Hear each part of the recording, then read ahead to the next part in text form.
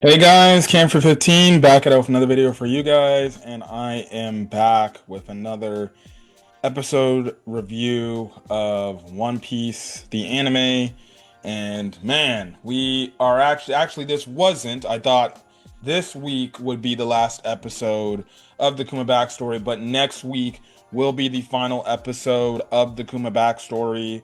And then we'll be back to the present content and stuff like that. But we this episode we kind of conclude the Bonney side of the backstory and everything because we see, okay, this is how she went out to sea and everything and stuff like that. And then the Kuma portion will wrap up realistically next week with and then we'll pick up right where we left off in the present stuff. Where, man, I just can't wait to see, especially since I read the manga of One Piece. I can't wait to see how the anime adapts what we're going to be seeing in the basically the battle against Saturn, right? So, it's crazy, but yeah. So we essentially have it to where this episode again it closes up the Bonnie portion of the story, and we kind of just see like, okay, how is Kuma adjusting to life? Now being away from Bonnie and everything, and what's he basically doing. So we do get Kuma scenes. So we get one Kuma scene where he actually goes again, like the last part of the episode, he went to the Goa Kingdom, and he was there. Now we get I guess another time skip, right? So this is actually 3 years before the start of One Piece, before the main start of where we're currently at right now. So this is one. So this right now we're 1 year before Luffy ended up going out to sea, and starting his journey, right? And we just see it where Kuma is looking at Luffy, and Luffy is just who's 16 at this point in time. He's basically destroying these rocks and everything, and he's coming up with, and he thinks that Gum Gum Battle Axe is going to be his ultimate finisher move, which technically it isn't. The only time he used Gum Gum Battle Axe as a finale finisher was when he defeated Arlong. If there was another time he used it as a final blow to an enemy, please put that in the comment section for me. It would have to probably be sometime in East Blue, but other than that, that's the only thing I can remember when he beat Arlong with it. So yeah, but anyways, you have it to where this dude Luffy, he's just training and everything. You have this like crocodile and this like this other, I forgot the other animals. They're like, we don't want nothing to do with you anymore. Please just let us go, right? But Luffy's like, see, I'm gonna be strong. I'm gonna go find my own crew and everything. We're gonna sail the sails and everything. That's kind of the whole thing. Now the transponder snow goes off. Luffy kind of hears that and he runs over, but Kuma's gone and he's like, that's weird. I felt a weird presence. What the heck? I don't know if that was a way to hint, like, he had made, even though at that point in time he didn't truly understand what hockey was, and especially in terms of how to use it and utilize it. But I guess you can say in a weird way, maybe if they were saying like, oh, maybe this was like because he's special, right? Maybe this is a weird way to signify like, yeah, even back then before he started, he had a tiny bit of hockey because he made the mention about like I felt a presence, right? So there's that. But basically Kuma gets word that like there's a pirate ship that raided this ship that he's got to take out. So he ends up helping out these civilians that got raided by this pirate ship, and he wants to help them out, but the world government's like, no, dude, you need to go stop the pirates. He's like, hold on. He's like, sorry, but I'm helping these dudes out. He ends up actually going to go stop the pirates, and they're like, oh, it's Bartholomew Kuma. And Kuma's like, I ain't trying to fight here, so give up all you got. And they're like, okay, yeah, we'll do that, okay? Just let us go free, right? So there's that, right? Now, also too, we cut later into the future. We see throughout the course of the episode, he was writing letters to Bonnie. I'll get to that in a second. But we cut back to Egghead, where basically he's still getting some more experiments done on him to fully turn him into basically a cyborg that has no free will or no emotion. And we actually see Stussy here as well. And now this is the clone Stussy. This isn't the Miss Buckingham Stussy, because at that point in time, Buckingham Stussy would be an old decrepit lady, and stuff like that, right?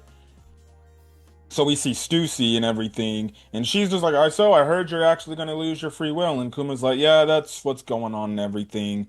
But he basically talks about like, and he basically, asks, again, like, hey, what's again the meaning of losing my free will? And basically, Vegapunk's like, look, man, it's basically like if somebody told you to kill a kid, you're just gonna listen to what you're being told to do, and it don't matter. You can't stop yourself. You're just doing shit on orders, right?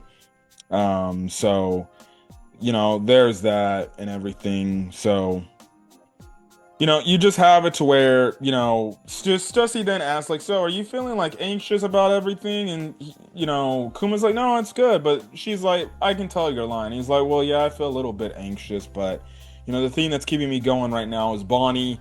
I'm giving her these letters. I'm telling her what I can, and I'm just happy for her, and I hope she's just doing well. I wish I could see her, but I hope she's healthy and she's having fun and she's everything. He does make the mention like, it's about to be her birthday and everything. So, and he goes on to say like, I bet you she's grown up so much, and it's funny because, I think Vegapunk's is like, dude, it's barely been like a year. Like she hasn't grown much, right? So there's that, right? And so yeah, but that kind of concludes the Kuma stuff. It was pretty interesting to see that Stussy was there. So it's now we see like Stussy did know Kuma before he eventually turned into a full out like robotic pacifista. And it's also quite interesting to see like, okay, yes, because she even says like, well, yeah, it's a clone. I'm a clone too, so we clones don't have free wills as well. So yeah, but let's get to the Bonney stuff. So the Bonney stuff is, again, she's kind of just chillaxing and everything as she's trying to get herself back to full health and taking medication and everything. And the thing is, she's also waiting for letters that are sent by Kuma, and she's not really getting any letters sent. But you have it to where Connie basically tells like, hey, look, the letters will get here when they get here. Just give it some time. It may be some time, but I bet you that he's writing a bunch of letters for you, right? So then we have to where a news crew did drop by, right? And we have it to where not only they're dropping the newspaper, they drop a letter as well. Now that nurse lady, that world government nurse lady that has been looking after Bonney, she's like, she gets it and she's like, oh brother. So basically, we find out like this, like Kuma's been sending letters. It's just any of the government officials or this nurse lady has been getting these from the news coups, and they see the letters left by Kuma, and and this lady just legitimately is like, how many freaking letters this dude been writing? And basically, the dude's like, well, dude's been writing like 10 a month, bro. And she's like, Jesus, why can't he just like forget this daughter? And this man, talk about this woman, and I especially loved it when freaking Bonney finally punched the shit out of her, right? It was crazy that this woman shows no fucking empathy. Well, but remember at the last part of the episode last week, she literally told Kuma, if you ever show up, I will snap her fucking neck like a twig, right? And basically, we see how she just rips up these letters. So all the letters that Kuma ever wrote to Bonney, especially the one, because one of the letters said like at the end like, hey Bonney, I just want you to let you know that I love you, right? This woman just ripped all these things up, not giving it to Bonney because she doesn't really give a crap. To her, she thinks Bonney is just like a stupid kid she's watching over for no apparent reason, right? So that's the thing. And on Bonnie's 9th birthday, everybody throws a celebration for her and everything and stuff like that. Also too, even before that, she goes and try to give Bonney her medicine, and because Bonnie's like really bored and everything, right? She ends up actually like buffs herself up and kind of gives herself like muscles and everything. And when the doctor starts to come in, they try to tell Bonnie like, "Hey, you need to deform right now." But a split second, the doctor looks up, sees Bonnie in this big buffed up form, but then she ended up transforming back to a regular kid self. And the doctor is like, or the nurse is like, "Wait, I thought you. Maybe I'm just seeing shit, right?" So yeah, but anyways, on the ninth birthday, right?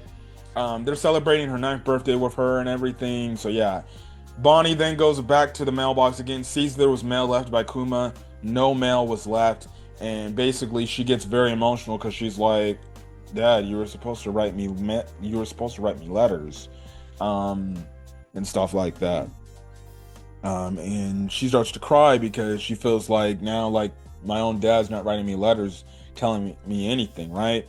So that's the thing. But anyways, we then cut a little bit farther and we find out that Connie's got some good information. She basically tells the people within the church, including Bonnie, like, "Hey, those are actually not like actual doctors. Those are like government officials. And that woman that's been taking care of you, she's like a part of the world government. Like, she's just basically here to watch you to make sure you're not doing stuff you're not supposed to be doing." So basically, she also explains, like, "Well, I was also told, like, she said, because she went to a bar in the city and she ended up getting drunk, and I heard that apparently Bonnie's been cured like a long time ago, and basically the other people are like, wait, so you're saying this woman's kept Bonnie in captivity for 6 more months, as they stated in the episode. So Bonnie was good 6 months ago. Like, she was fully 100% healed and healthy again. Got rid of the blue sapphire scale and everything. She was 100% cured. And basically this lady, and what I'm guessing the world government's plan is, no, we're not letting this girl go out to sea to try to go find freaking Kuma. We're going to make sure Kuma is obviously submissive to our will. And then guess what? Once that happens, she can go out and do whatever she freaking wants, right? So basically that's when Connie comes up with a plan. She's like, "Look, we have two people stationed for you at the docks. Here's what you can do. Here, take my hat, transform into what I look like, and then walk out and head to the docks, go out to sea, go find your father." Right? And Bonnie is 100% down with this. Now, early in the episode, she tried to go out and she wanted to go outside, but what's his face? The nurse wasn't letting it happen. So, anyways, cutting forward, Bonnie leaves looking like Connie, right? And she's like, "Well, I'm going back to the palace," and the nurse is like, "All right, fine."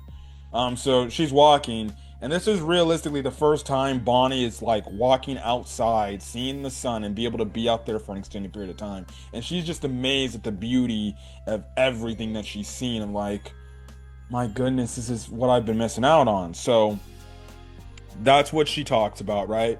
So then she ends up actually getting to the docks, but eventually, what is happening? The nurse lady's like, "Where's Bonnie?" And then they're like, "Oh, no, nothing." And then she sees Connie, and basically, she's like, "I thought you said you were going back to the palace." And she's like, "I'm Bonnie." And basically, the nurse lady's, "No, you're not." So basically, the nurse lady gets an idea of what's going on. And she sees that because Bonnie eventually docks the ship that they're in, and they're setting out to sea to go find Kuma, right? And the nurse lady catches up. They're like, "Oh crap, the nurse lady!" And we find out the nurse lady has the six powers because she's using Skywalk, right? And she's like, "Oh, I'm not gonna let you go. And everybody who's assisting with you, they're gonna pay for this, right?" And Bonnie's afraid because she's like, "What if I get taken away again? I'm gonna be stuck there." And that's when she mans up. She transforms into an adult, and she's just thinking of like,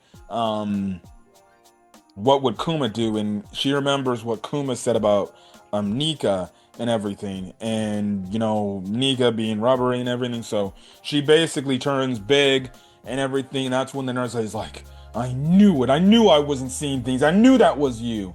And then basically, Bonnie uses this punch I forgot what it was. I forgot what the move was called, right? I'm sorry, I didn't take notes down. She uses punch and she's like, I'm not gonna let you take me away. I'm gonna change the future and I'm going to freaking go find my father. Now that she has her belief and everything, and she punches the lady, this lady gets knocked out instantly and drops into the water. You would think for somebody that knows the six powers, they would have hockey. Like, I'm guessing they only taught this nurse just the six powers and that's it. So she probably only learned the six powers. She doesn't know nothing about hockey, but Bonney wrecked the shit out of her, beat the shit out of her fairly easily. So there's that. And basically, that's where the episode ends, where Bonney officially goes out to sea, and the narrator talks about, like, oh, this is how she ended up becoming a pirate and everything going on there. So, yeah, and that's where the episode ends. And then next week will be the final episode of the Kuma Backstory. Again, this was a good episode, finally concluding Bonnie's portion and everything. And then again, if you remember back before this and you saw how emotional she was about Saturn and everything, about what happened to Kuma and everything, right? And especially how, much better she felt now that she got the full picture. Now that when she looked inside the bubble and everything, she saw, like, okay, my dad did leave the letters for me, and everything. Also, another controversial thing, I know, especially when it happened in the manga, there was another controversial thing that happened here. So we end up also getting revealed about Bonnie's true age. So, because this all took place 3 years before the events, in terms of this episode, took place 3 years before the events of where we're currently at, that means Bonnie, because it was her 9th birthday, right? So 3 years after that would make her 12. So in the present timeline, Bonnie is 12 years old. So she basically ages herself into the adult form, to obviously make her look like an adult and disguise her from being a child, literally. But we find out, like, this entire time we've ever seen her in the movies, and even in One Piece Stampede, right? She's basically been a 12-year-old girl looking like she's in a, mid-20s One Piece girl's body, right? So this is a child. This is a child, which, when you go back to when she first met Luffy, at the start of the Egghead arc and that shirtless scene, that's why if you were an anime only and you saw on the timeline, if you weren't spoiled, why people were kind of up in arms about, like, why are they doing this and everything. Well, now you see why, because in a weird way they kind of overly sexualized a 12-year-old girl. So there's that. So if you were somebody that was in love with Bonney, like that type of character in that type of weird way, well, FBI, open up, because she's 12 and she is not legal. So yeah, but sadly that's not stopping Rule 34 artist or any other, NSFW artist as well, because that's what they make that art for, that reason. But that was definitely a controversial, like, type of thing, especially now you get, like, understanding and stuff like that. And and then even when you go back to that opening scene, now that's when you rewatch it, you kind of have a lot of, like, different appearance of, like, yeah, I don't know if that was one of Oda's best choices to do, and stuff like that. So I don't blame somebody. I don't blame people if they're gonna feel a little bit some sort of way, like, bro, did Oda just in the start of this arc really over sexualize a 12-year-old character? I'm kind of grossed out, right? So so yes, Bonnie is 12. She is a kid. She is not an adult, because things would not make sense. But because of her devil fruit ability, she can age herself up to look like an adult, and that's how she's getting away with the whole situation. So basically, you have it to where it's basically a little girl going, where we last saw it, it's a little girl that's going up against one of the five elders, right? So Yeah, but anyways, I'm gonna got it for guys. I will catch you guys on the next episode. If you guys like the video, leave a like, put in the comment section your thoughts. Hit that subscribe button if you want to get more One Piece content or any other anime content I upload to the channel. Until then, guys, stay safe out there. Stay safe out there and have a great rest of your day or your night. Till then, guys, peace.